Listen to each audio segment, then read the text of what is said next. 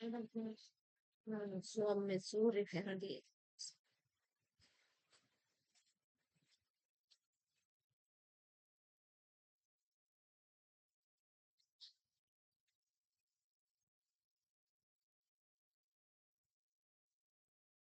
কাজ করতে হবে, রান্না নামাজ পড়তে হবে, আর এই কাজ নেই পড়ে থাকতে হবে, তাই না? চালিয়ে এতে কিছু কর। ওই যে মহিলারা কাজ করে, ওটা কিরাম বেতন দেশ মায়া? বলতে হবে না।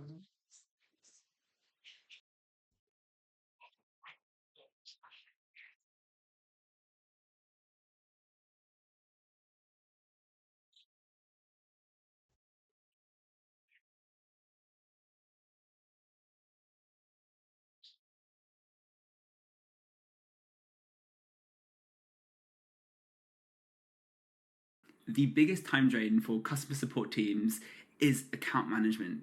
You can imagine things like requesting refunds or managing subscriptions. আমি আপনাদের আজকে 15টা পয়েন্ট বলবো ইনশাআল্লাহ, বেশি বড় বড় করে না, জাস্ট সংক্ষিপ্ত করে 15টা পয়েন্ট। এই পয়েন্টগুলো আমাদেরকে রমজানের আগেই নিজের মাথায় ঢুকাইতে হবে, পাক্কা নিয়াত করতে হবে। আল্লাহ পাক যেন আমাকেও তৌফিক দেন, আপনাদের সবাইকে তৌফিক দান করেন। রমজানের প্রস্তুতি নাম্বার 1, আমার সেটা বলেন। রমজানের প্রস্তুতি নাম্বার 1 হচ্ছে যত দুনিয়াবি কাজ আছে সেই কাজগুলোকে কমিয়ে ফেলবো। দুনিয়াবি কাজগুলো কি করব?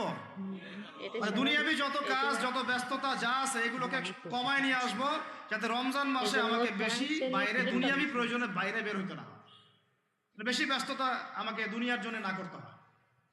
মনে করেন যে আপনি চাইলে এখন যদি সামর্থ্য থাকে রমাদান এবং ঈদের বাজার করে রাখতে পারেন, কারণ লাইলাতুল কদর নষ্ট করে ঈদের বাজার, রমজানের অনেক রুহানিয়াত নষ্ট করে দেয় দুনিয়াবি বাজার ঘাট, তাই না? সবার সামর্থ্য হয় না, কিন্তু বড় বড় যে বিষয়গুলো আছে, বড় বড় খাবার, মৌলিক খাবার, এগুলো আপনি 2 মাসের জন্য বাসায় রাখতে পারেন যদি সামর্থ্য থাকে।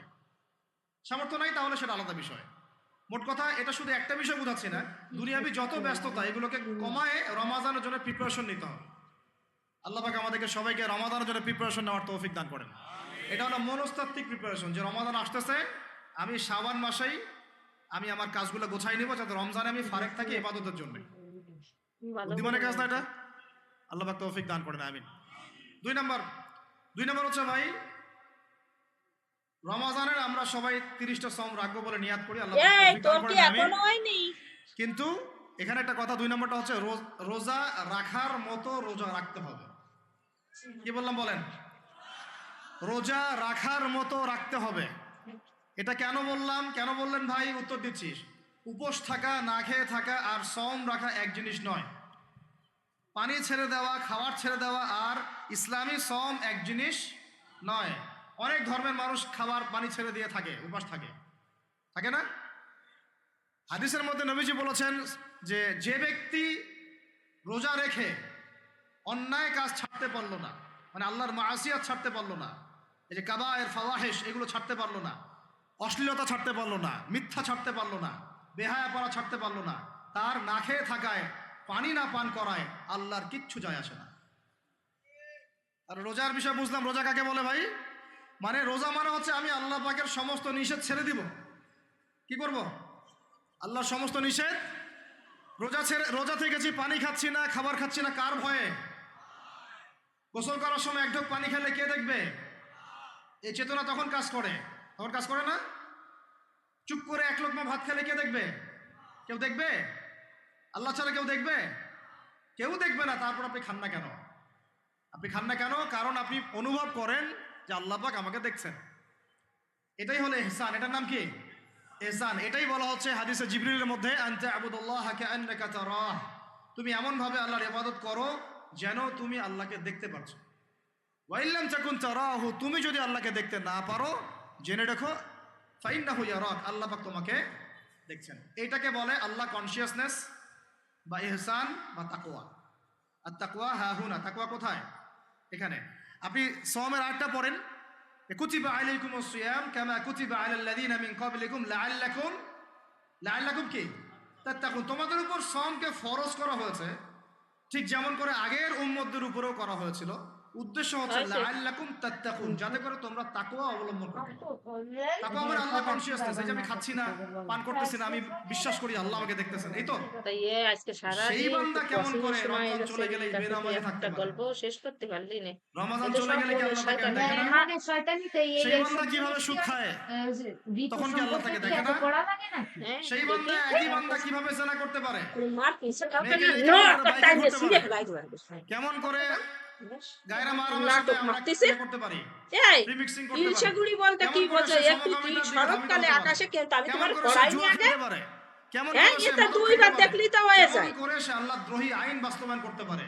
যদি সে এটা চেতনা, এই চেতনা থাকে, কাজটা করেছ না 10 মিনিট দেখো, দেখলি কমপ্লিট হয়ে যাবে। মধ্যমূল করার জন্য আবার রচনামূলক প্রশ্ন রয়েছে। আমি বুঝাতে পারলাম রোজা রাখার উদ্দেশ্যটা কি? ওই এই হ্যাঁ, দূর হ আমাদের ভিতরে সামনে ইনস্টল করাই হলো উদ্দেশ্য। লাআল্লাকুম, অবশ্যই বলেন লাআল্লাকুম তাত্তাকুন। তাকওয়া কি কিনতে পাওয়া যায় বাজারে? দেখি সব থেকে তো বাংলা কঠিন। আমি খাবো না, আল্লাহ আমাকে দেখছেন, আমি পান করতে পারবো না, এ বলিস না কেন? রেস্ট্রিকশন আছে, পিপাসায় গলা ফেটে যাচ্ছে একেবারে রোদের মধ্যে, তাও খাচ্ছি না কেন? কার ভয়ে? ওইটাই জীবনের সব ক্ষেত্রে বাস্তবায়ন করার জন্য এলা তাড়াতাড়ি লেখুন, নাটক মারা জায়গা পাচ্ছে না। ওই আয়না দেখতেছে, নাটক করতেছে সারা দিন। জীবনের সবগুলো কাজে বাস্তবায়ন করার জন্য কি আসে? রমাদানের মাস। আমরা শুধু রোজার ফজিলত নিয়ে বয়ান করি। আরে সারা রাত কোচিং দিয়ে দরকার কি? 70 গুণ নাকি হবে না? পরীক্ষা 70 গুণ হবে, 700 গুণ বাড়াই দিবে। মূল কথা ফজিলত তো ফজিলত পাবোই, মূল কথা এইটা, তাকওয়া অবলম্বন করতে হবে। আল্লাহ পাক আমাদেরকে তৌফিক দান করেন। কয়টা বলছি বলেন ভাই? দুইটা মনে থাকবে। প্রশ্ন করা শেষ করতে পারলে ঝামেলা চলে যাচ্ছে, এরপরে তো বিপরীত শব্দ, রোজা রাখার মতো যুক্তবর্ণ, শব্দ। 3 নাম্বার, এটা তো পারবে না। 3 নাম্বার হচ্ছে, এটা আমার নিজস্ব একটা পরামর্শ আর কি। 3 নাম্বার হচ্ছে রোজা রাখার জন্য আমাদের সাহারি করতে হয়, ইফতার করতে হয়, এই তো। আল্লাহর ওয়াস্তে সাহারি এবং ইফতারে মুসলমানের মতো খাবার খাবেন, জানোয়ারের মতো খাবার খাবেন না। সাহারি এবং ইফতার এই দুটোতে কি খাবেন? মুসলমানের, মুমিনের মতো খাবার খাবেন। এ ভাইয়া ভিডিও জানোয়ারের মতো খাবার করতে বলেছে সর্বোচ্চ খাবেন। কয় আল্লাহ পাক মিনিট? বোঝার তৌফিক দান করেন। মানে আমরা কিন্তু সাহারিতে কি করি জানেন? 7 পেট খাই। 3 মিনিট পরে তো আমার কয় বোনের পেট? ভিডিও আছে। নবীজি বলেছেন খাবে পেটের 1 ভাগ খাবার, 1 ভাগ পানি, 1 ভাগ, আবার বলি 1 ভাগ খাবার, 1 ভাগ পানি, 1 ভাগ। কার পেট খালি আছে এখন খাওয়ার সময় খাওয়ার টেবিলে? আমাদের ওস্তাদরা বলেন যে মুসলিম উম্মাহ, আমাদের ওস্তাদরা বলেন যে মুসলিম উম্মাহ খাবার টেবিলে হেরে গেছে, সে কখনো জিহাদের মাঠে জিততে পারবে না। বুঝতে পারেন নাই? বুঝতে পারলাম না মনে হয়। যারা খাবারের টেবিলেই হেরে গেছে, এখানেই তো আপনি সুন্নাহ মাফিক খাইতে পারতেছেন না, প্রবৃত্তির কাছে হেরে গেলেন, গপ গপ গপ গপ করে খাচ্ছি 7 পেট ভর্তি করে। এখানে তো খাবারের সামনেই হেরে গেলাম, প্রবৃত্তির সামনে। সে আবার কাফেরদের সাথে জিতবে কেমনে? জিতবে আগে নিজের প্রবৃত্তির উপর জিহাদে তো জিততে হবে। আমার মন চাচ্ছে জেনা করি, করবো না, এটার নাম জিহাদ, এটাও জিহাদ। মন চাচ্ছে সুদ খাই একটু, খাবো না, এটার নাম কি? জিহাদ। মন চাচ্ছে নামাজ না পড়ি, ঘুমায় থাকি, মন চাচ্ছে না, মন বলতেছে ঘুমাই ঘুমাই ঘুমাই, কিন্তু নামাজ পড়তে হবে। এই যে উঠলাম, ওযু করলাম, গেলাম, এর নাম কি? এটাও এক প্রকার কি? বরং নফসের সাথে জিহাদটা অনেক বড় জিহাদ বলা হয়েছে, বলা হয় নাই? এটা মানুষকে শক্ত করবে। একটা মেয়ের সাথে প্রেম করতে মন চায়, করবো না, ওকে দেখবো না, যাবো না কাছে, এটা শক্ত থাকার নাম কি? এটা মনে নফসের সাথে কি বুঝেন? আল্লাহ পাক আমাদেরকে নফস শক্ত করার তৌফিক দান করেন। খাবার ইফতারেও এভাবে 7 পেট খাবেন না, সারিতেও খাবো না, ওয়াদা করি তো ইনশাআল্লাহ।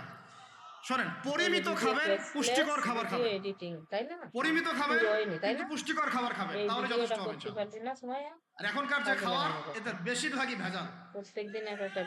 যত বেশি খাবো তত দ্রুত অসুস্থ হব।